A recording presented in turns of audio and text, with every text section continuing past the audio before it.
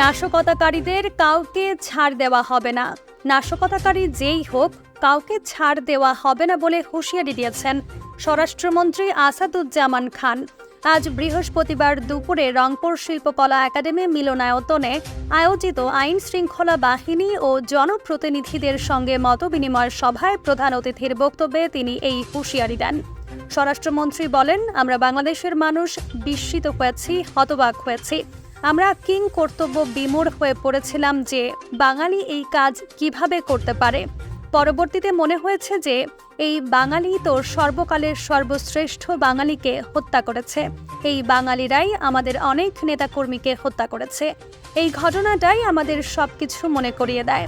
তিনি বলেন, তবে নাশকতাকারী যেই হোক না কেন, কাউকে ছাড় দেওয়া হবে না।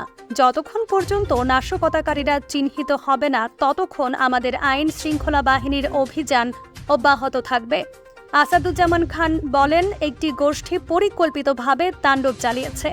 দেশের আইন শৃঙ্খলা বাহিনী তাদের পরিকল্পনা বাস্তবায়ন করতে দেয়নি।